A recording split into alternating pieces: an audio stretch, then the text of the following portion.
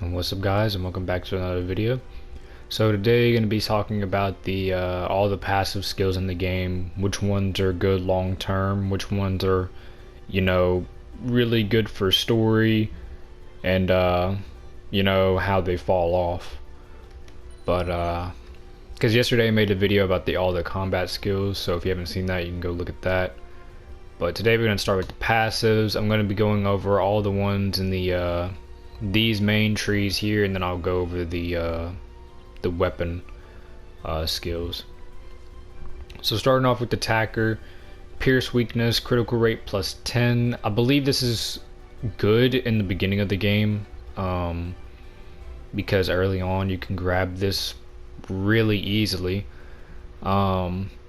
I'm not sure how often you'll crit, like say you start off a new game and then you put this on. I'm not sure how often you'll crit, but it's something to fill up the slot at least. Combo Pro, normal attack SP plus 1, so you'll get a little more SP from your normal attacks. I've never used this. I'd say it's not needed playing through a story or anything like that. These two also as well, like you're not gonna really use these in long term. Attack plus 5. This is good early game to get a little bit extra attack.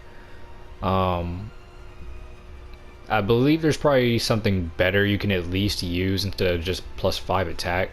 So I'd say maybe early on, as like since you're going for this, maybe then you can also grab this. Skill Connect EX opening time plus 50%. So this is really only good if you're just not good at timing your skill connects. I'd say it's not viable, but if you need to have an easier time to do your skill connects, then you can do this. I would at least suggest just doing your skill connects without this, so that way you can learn about them. Clear Mind, chain ready time plus 30%. This just makes it to where you have more time of a chain burst happening.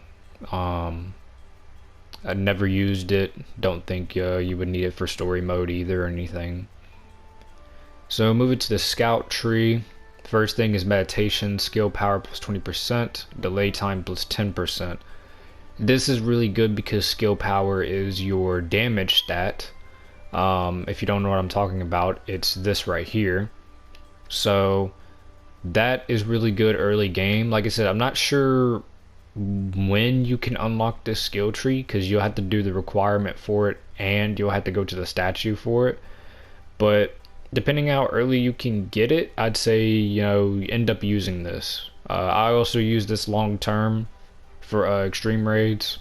So yeah. Killing Blow. This is one of the best passives. Critical power plus 30%, so your critical hits will have a chance of that 30% to do higher damage. This is a good skill however early you can get it, and it is a skill that will last you long term. I use it a lot in extreme as well. An Eye for weakness, hazard break time plus 25%. Not needed. It just makes it to where the mob will stay in their hazard break longer if you need more time to down them. But yeah, not needed. Divine Blade Arts Gauge regen plus 25%. I've never used this. I do know a katana from the Divine Beast has one with this passive. I'd say it's not needed unless you just want to maybe pull off a super art quickly early on. So long term though, no, you won't need this. Sword of Servant, skill speed plus 10%. This can be good if you're really farming for star mastery or if you want a little more speed. Now long term you won't need this. If you got more than enough accuracy and you just want some more speed, and you won't have trouble killing the extreme boss, then yeah, you can use it. But for pretty much builds, you don't need this. Now, moving over to the Berserker skill tree, you have Shadow Warrior, attack plus 20%, defense minus 20%. This is, I would say again, not needed because you can get an anima called Uptight. That's from Sheta. That'll give you attack, and whenever you unlock this tree, you can equip this EX skill, and that gives you attack as well. So it's not needed. Yeah, not needed. And plus, if you're like starting off early and you can't survive a lot, then you don't want that defense minus 20%. Cackling Devastator, AoE attacks. This makes it to where, say like the West boss or the South raid boss, they have multiple parts on them. So West boss has his main body and 2 arms, and then South boss has its main body and 4 legs. This makes it to where your attacks will hit multiple parts. Some skills though, you'll have to be in a certain position to hit the multiple parts, and I think some skills just can't do it. This is useful. We used it a lot back during West and South Extreme to hazard the mob faster. I'd say it's not too needed now, but if you want to hazard them faster, you can definitely use this.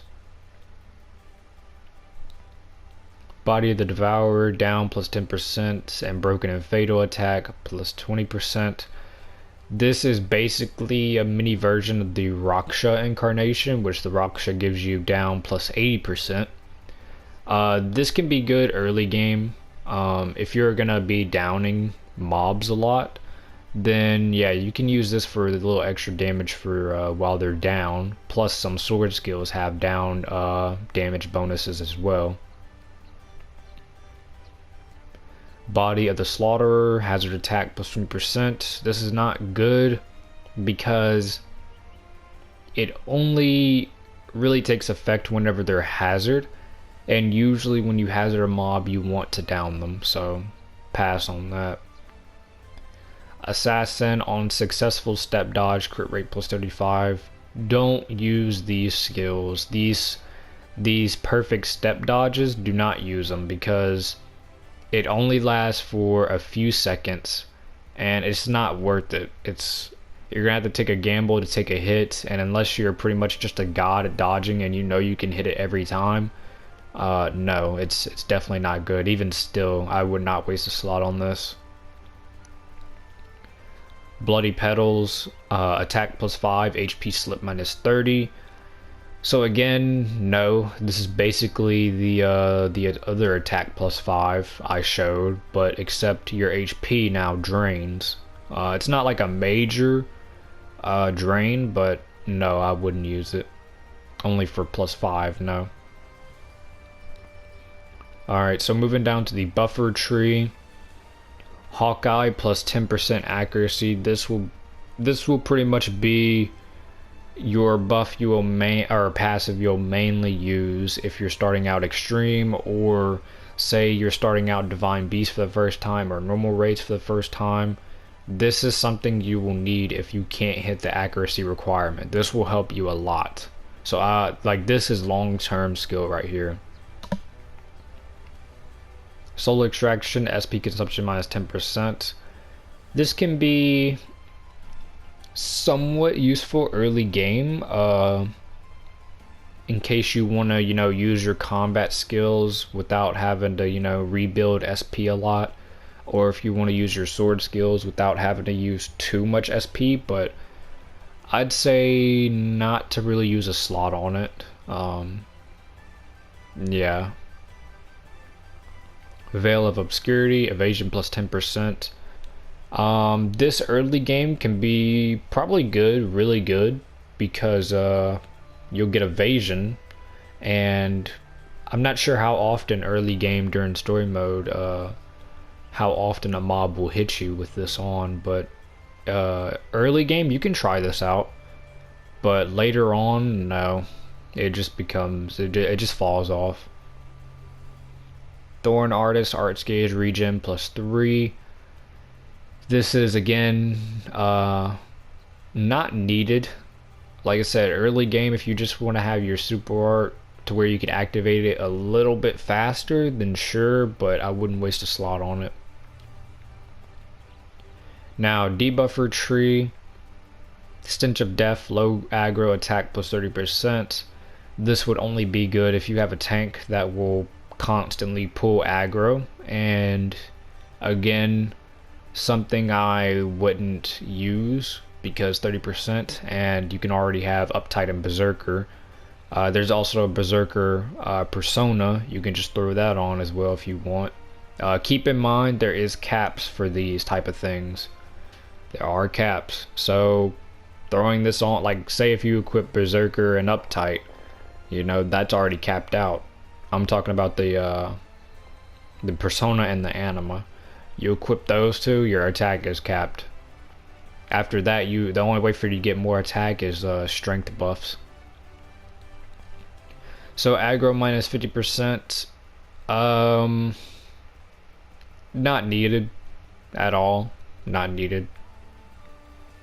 Special accuracy plus 50%. This is good for a debuffer, for if you want to hit wits or hit any debuffs on a mob. So this is definitely something you would use long term for a wits end user. Damage absorption plus 10%. So this, I believe, just makes it to where you, I don't know if it's you take damage and you get HP, or you take damage and it kind of reduces it a little bit, but something I've never used, so I'd say pass.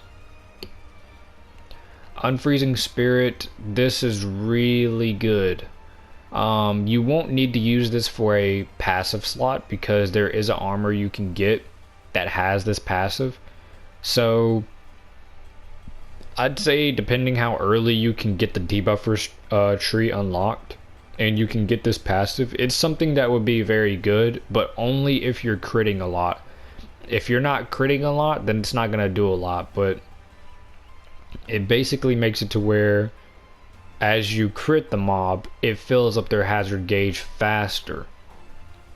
So this is definitely something you would want to have, especially on the armor. You would definitely want to get the armor with it.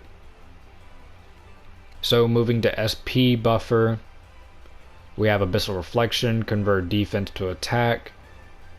There's already a combat skill that is like this, so I would say don't use the passive.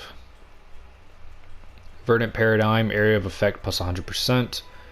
This applies to your sacred arts, so like say your luminous level 3, this makes the radius on it bigger, and it makes the radius on wind level 2 bigger. We mostly used this back whenever South Extreme was possible, and this was for mostly the AoE attacks, because this applies to AoE attacks passive. So if you get this on with AoE attacks, you have a bigger radius for your attacks to hit the other parts. Sage's Wisdom, Sacred Art, Power, plus 30%, Defense minus 10%, completely useless. Sacred Arts are not good. If you've seen my 2 videos of North Raid and South Raid with Sacred Arts only, you will see that they are useless. Even with all the buffs, they do not do a lot of damage. Cooldown time minus 10%. Really good skill right here. You won't need to use it as a passive unless you're putting it maybe on like a buffer AI or a debuffer, if you can.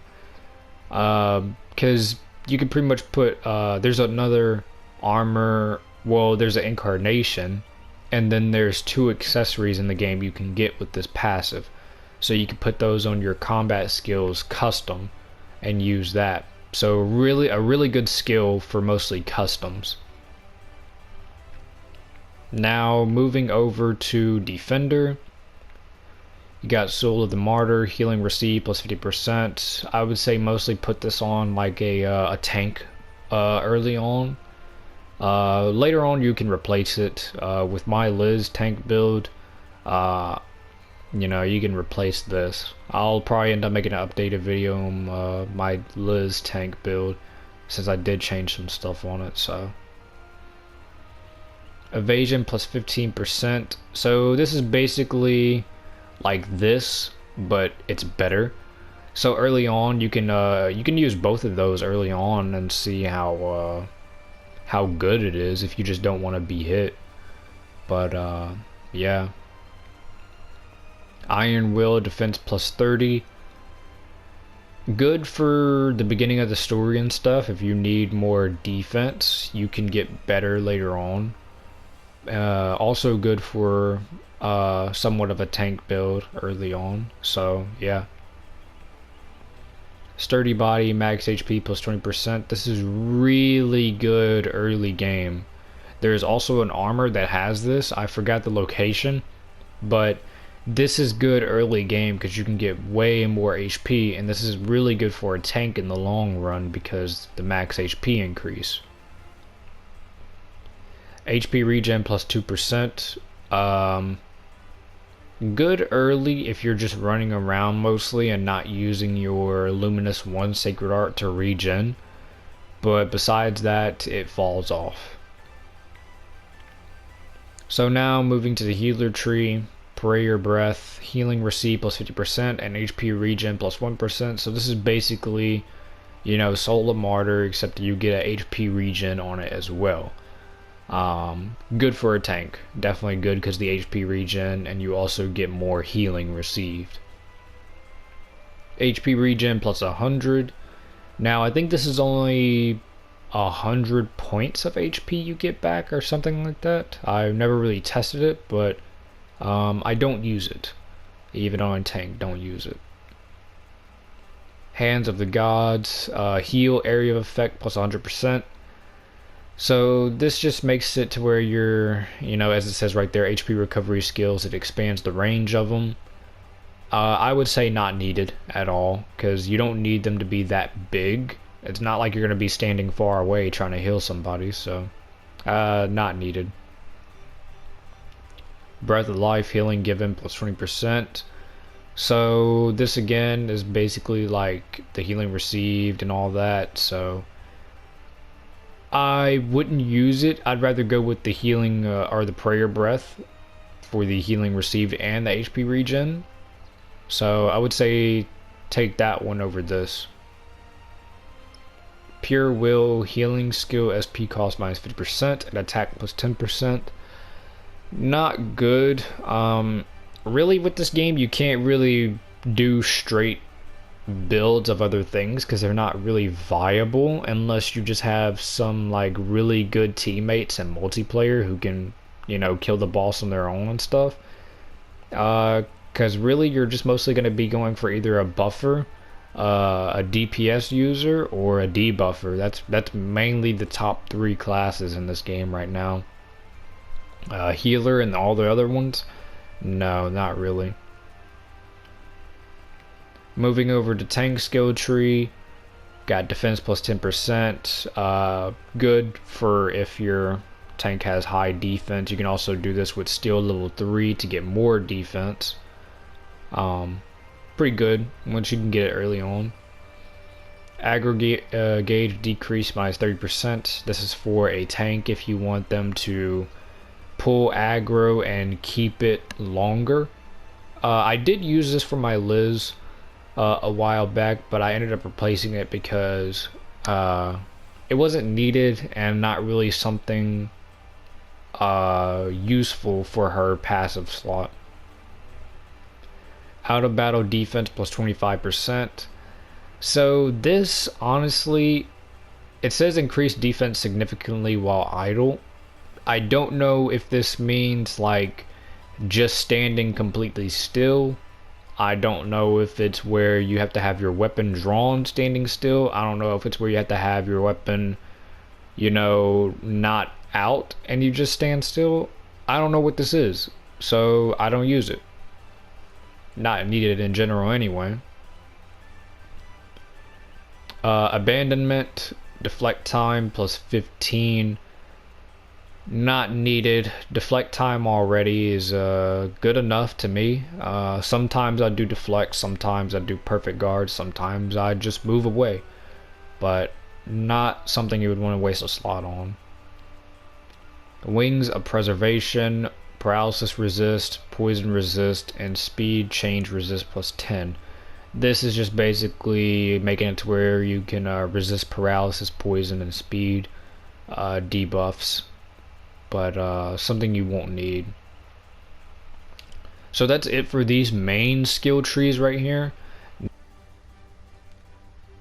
Alright guys, so this is right after I made the full video of explaining every passive in the game and the which ones are useful early on, and then which ones fall off long term, which ones are good long term. But this part will be just these main skill tree passives, so it's only going to be all these in the middle.